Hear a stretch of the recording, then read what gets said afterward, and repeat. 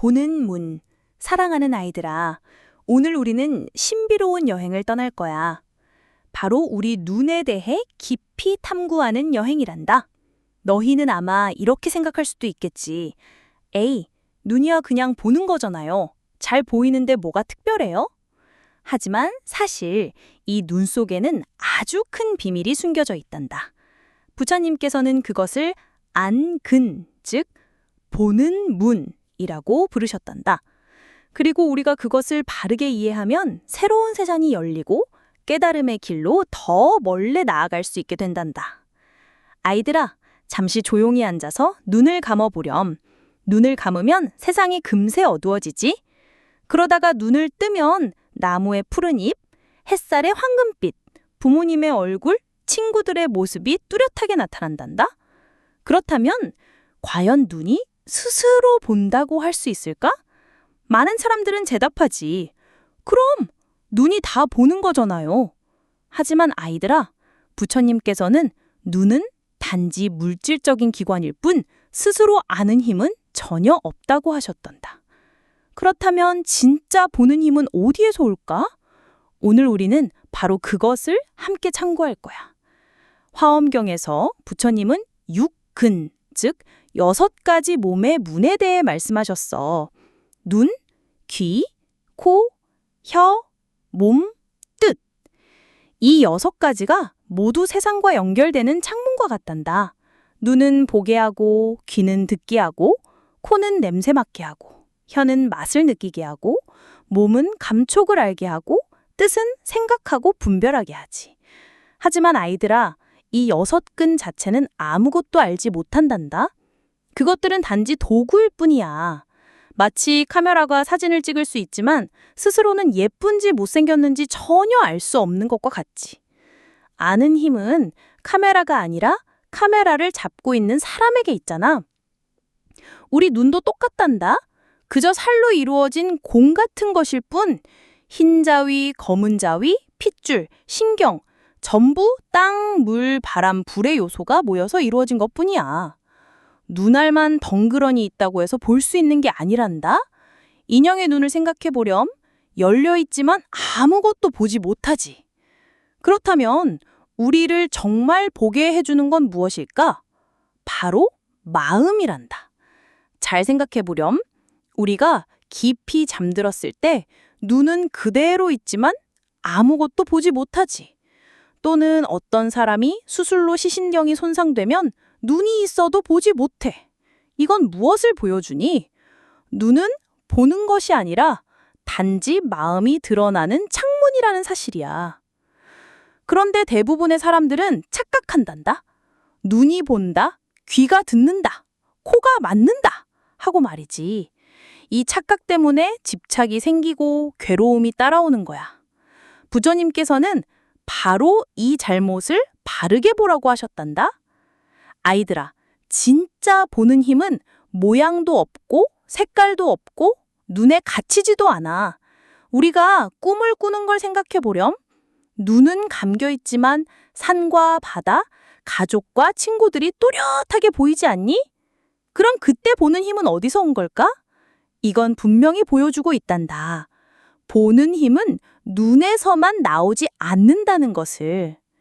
능엄경에서 부처님께서는 제자 아난에게 여러 번 물으셨단다. 너는 보는 힘이 눈에 있다고 여기지만 눈을 감아 어둠을 볼 때 그 보는 힘은 어디에 있느냐? 아난은 대답하지 못했어. 그러자 부처님께서 말씀하셨지. 보는 힘은 안에도 있지 않고 밖에도 있지 않고 사이에도 있지 않다. 그것은 본래부터 모든 이에게 있는 밝고 맑은 성품이니라. 아이들아, 아기와 깍꿍놀이 해본 적 있니? 까꿍 하면 얼굴을 가리면 아기는 아무도 자기를 못 본다고 생각하고 깔깔걸렀지. 아기는 눈을 가리면 보는 힘이 사라진다고 착각하는 거야. 하지만 진짜 보는 힘은 사라지지 않아. 구름이 태양을 가려도 태양은 여전히 그 자리에 있는 것처럼 말이지. 이처럼 우리는 눈을 소중히 여기되 눈이 주인이 아니라는 걸 알아야 해.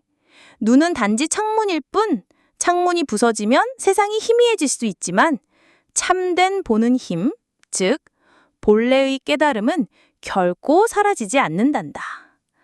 아이들아, 사람들은 흔히 늙어서 눈이 흐려지면 슬퍼해. 하지만 이 진리를 알게 되면 덜 괴롭단다? 왜냐하면 보는 힘은 눈에 의존하지 않고 근본은 바로 마음이기 때문이지. 부처님께서는 이렇게 정리해 주셨어. 보는 힘은 3가지 조건이 갖추어질 때 나타난단다. 첫째, 안근, 눈, 즉 창문. 둘째, 색진, 바깥 대상, 즉 색깔과 모양. 셋째, 안식, 인식하는 마음. 이 3가지가 합쳐질 때 비로소 보는 현상이 생겨나. 하나라도 없으면 보지 못한단다. 예를 들어 빛이 없으면 아무것도 볼 수 없고, 신경이 손상되면 눈이 있어도 볼 수 없고, 마음이 꺼져 있는 깊은 잠에서는 눈과 대상이 있어도 보지 못한단다. 그러니 보는 힘은 눈에도 없고 대상에도 없고 마음이 드러날 때 비로소 나타나는 것임을 알 수 있지. 아이들아, 우리는 자꾸 착각해서 눈이 본다 하고 집착해. 그렇게 해서 아름다운 걸 보면 탐하고 싫은 걸 보면 미워하지. 그러다 기쁨, 슬픔, 좋아함, 싫어함 속에서 괴로움을 겪고. 하지만 깨달으면 알 수 있어. 눈은 도구, 대상은 인연, 근본은 마음이라는 사실. 그래서 부처님은 이렇게 가르치셨어. 보되 집착하지 말라. 예쁜 걸 봐도 탐하지 않고 보기 싫은 걸 봐도 미워하지 않는 것. 그때 보는 힘은 그저 보는 힘일 뿐 탐, 진, 치에 물들지 않아. 아이들아, 매일 연습해 보렴. 아침에 눈을 뜨면 방안을 보면서 이렇게 알아차려. 이건 단지 보는 힘 속에 나타나는 장면이구나. 학교에서 친구나 선생님을 볼 때도 이건 단지 마음에 드러나는 모습일 뿐이야. 이렇게 자꾸 연습하다 보면 마음이 점점 가벼워지고 세상에 끌려다니지 않게 된단다. 아이들아, 눈은 정말 소중한 선물이야. 하지만 눈에만 의존하면 잘못된 길로 가기 쉽지. 눈은 창문일 뿐 진짜 보는 힘은 볼라붙어 있는 마음의 빛이야. 이걸 알게 되면 눈이 늙어 흐려져도 세상이 변해도 두렵지 않아. 왜냐하면 참된 보는 힘은 본래 나지 않고 멸하지도 않고 결코 사라지지 않기 때문이야. 그러니 아이들아, 언제나 깨어있는 눈길로 세상을 보렴. 예쁜 걸 봐도 집착하지 않고 싫은 걸 봐도 밀어치지 않는 눈길. 그렇게 보는 힘을 제자리로 돌려놓으면 마음은 평온해지고 지혜로워져. 마침내 괴로움에서 벗어나고 자유롭고 해탈의 길로 나아갈 수 있단다.